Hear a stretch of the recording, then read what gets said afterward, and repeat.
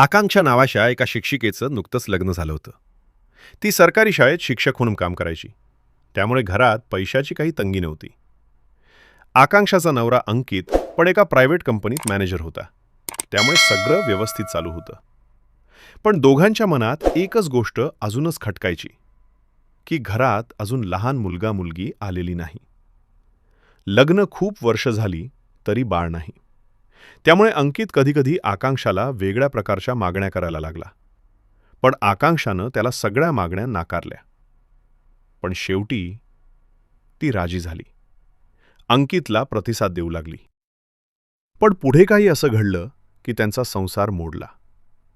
नेमकं अंकितनं आकांक्षाच्या बाबतीत काय केलं होतं ते आपण या व्हिडिओमध्ये सविस्तर पाहणार आहोत. जर चॅनलवर नवीन असाल तर क्राईम रहस्य या मराठी चॅनलला लगेच सबस्क्राईब करा. शहाद्रा शर्तातील नथू कॉलनीत अंकित नावाचा एक तरुण राहत होता. त्याला लग्नाचं वय झालं होतं.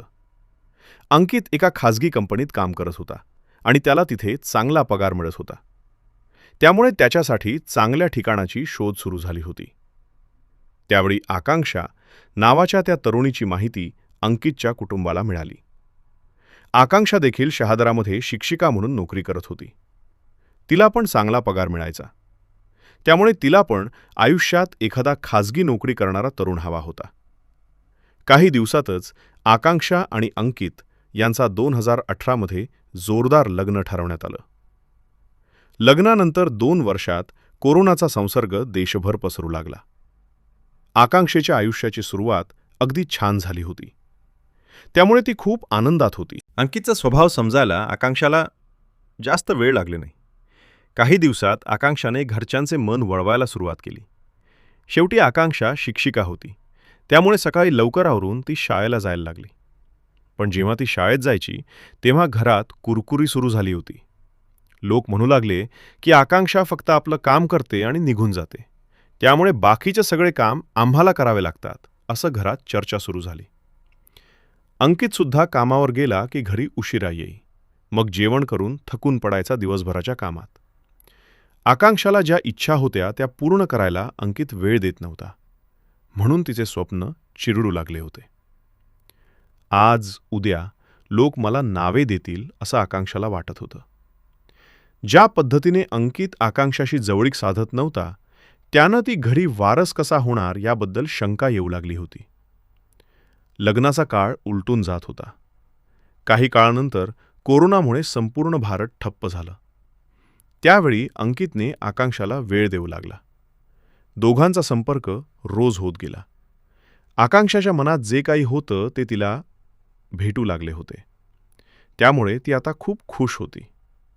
कोरोनाचा जितका काळ होता त्या सगळ्या काळात दोघे एकत्र होते. पण घरातल्या लोकांनाही अपेक्षा होती की घरात बाळ जन्माला आलं तर छान होई. 2-3 वर्षांचा काळ गेला तरी आकांक्षेबाबतीत काहीच संकेत दिसत नव्हते. त्यामुळे अंकित आकांक्षावर चिडू लागला. त्यावेळी आकांक्षा शांत झाली होती. घरात कुणाशीही बोलत नव्हती. अंकित तिला समजावून सांगायचा प्रयत्न करत होता. मग त्यांनी काही दिवस वेगळ्या पद्धतीनं हे सगळं सोडवायचा प्रयत्न केला. पण काहीही यश मिळालं नाही. त्यावेळी आकांक्षाकडे काही वेगळ्या प्रकारची मागणी आली. पण अंकितला ती विचित्र वाटली आणि त्यानं ती मान्य केली नाही. कारण तो त्याच्या मित्राबद्दल बोलत होता. पण आकांक्षाला वाटत होतं की घराची खास गोष्ट बाहेर जाऊ नये. काही वेळानंतर अंकित आकांक्षावर नाराज होऊ लागला. कारण त्याला वाटत होतं की घरात आनंद आणायचा असेल तर त्यातून काहीतरी मार्ग नक्की काढायचा आहे. पण आकांक्षाला ही गोष्ट थोडी अवघड वाटत होती. कारण तिच्या भविष्याचा प्रश्न होता. तरीही काही दिवसात तिनं अंकितच्या विचारांना प्रतिसाद देऊ लागल्यावर अंकिता हा आकांक्षावर खूप खुश झाला. काही दिवसात त्यानं हा प्रयोग करायचा ठरवला. पण आकांक्षानं अचानक सगळं करण्यास नकार दिला. तेव्हा अंकितानं थोडा तिखट पाऊल उचलायला सुरुवात केली. आकांक्षा, माझं म्हणणं समजत नाही, म्हणून त्यानं तिला काही दिवस माहेर पाठवलं. माहेरून येताना पैसे घेऊन यायला सांगितलं. तेव्हा आकांक्षाला खूप राग आला होता. नवरा जसं वागतो तसं होणं शक्य नाही असं म्हणून ती माहेर गेली. पण जोपर्यंत आकांक्षा घरात होती त्यावेळी तिच्या पगाराचे सगळे पैसे अंकित घेत होता. आकांक्षा माहेरी गेल्यामुळे अंकितला पगाराचा पैसा मिळतच नव्हता. त्याचबरोबर आकांक्षाने माहेरी सांगितले की अंकित हुंग्याचे बाकीचे पैसे मागत आहे. त्यामुळे घरच्यांना खूप धक्का बसला. अचानक एवढे पैसे कुठून घ्यायचे हे त्यांना समजत नव्हते. अंकितला आता आर्थिक तंगी जाणवू लागली. तेव्हा अंकितने आकांक्षाला सासरी बोलावलं. आकांक्षाला वाटलं की आता सगळं शांत झालं असेल म्हणून ती सासरी आली. तिची नोकरीही पुन्हा सुरू झाली होती. त्यामुळे ती पुन्हा तोच विषय काढायची नाही असं ठरलं. पण दोघांच्या संसाराला हळूहळू चांगला भर पडू लागला होता. आकांक्षाच्या मनात बाळ होण्याची इच्छा होती. पण नवऱ्याच्या विचित्र मागणींमुळे ती थोडीच कंटाळली होती. घरच्या लोकांनी तिला बाळ नाही म्हणून टोमणे देणं सुरू केलं होतं. शाळेतून परतल्यावर मुलांच्या घराड्यात राहणारी आकांक्षा घरी आल्यावर शांत बसायची, कारण घरच्यांचे टोमणे सहन करावं लागत होतं. नवरा अंकितही तितकं लक्ष देत नव्हता. त्यामुळे तिला नैराश्य वाटू लागलं होतं. मागील काही दिवसांपासून आकांक्षा वेगळ्या प्रकारे वागू लागली होती.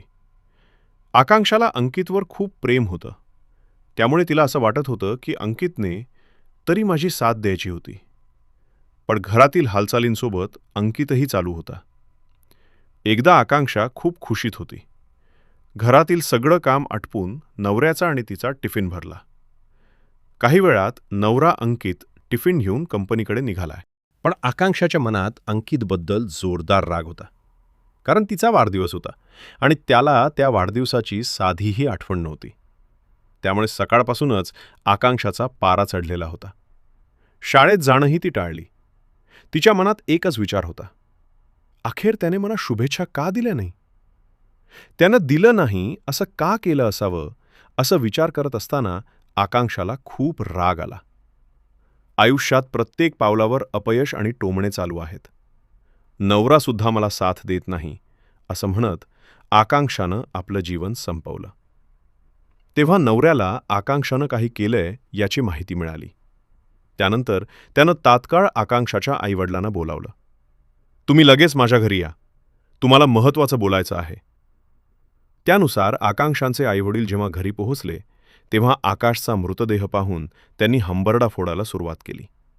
तेव्हा आकांक्षाच्या आईवडिलांनी पोलिसांकडे तक्रार केली की गेल्या काही दिवसांपासून मुलगी आकांक्षा हिला अंकित आणि सासरच्या लोकांनी त्रास दिला.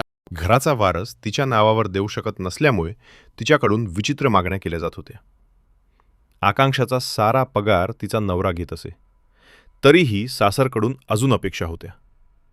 त्यामुळे तिने असं केलं असं त्यांनी पोलिसांना सांगितलं. पोलिसांनी अंकितला विचारलं तेव्हा त्याने सांगितलं की आकांक्षाचा वाढदिवस होता आणि तिला शुभेच्छा दिल्या नाहीत म्हणून ती असं टोकाचं पाऊल उचलली.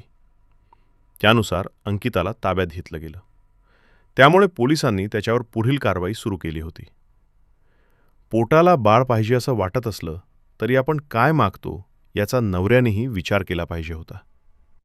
अशी नवनवीन क्राईम स्टोरी ऐकायची असेल तर क्राईम रहस्य या मराठी चॅनलला सबस्क्राईब करा आणि तुमच्या प्रतिक्रिया कमेंट बॉक्समध्ये नक्की कळवा.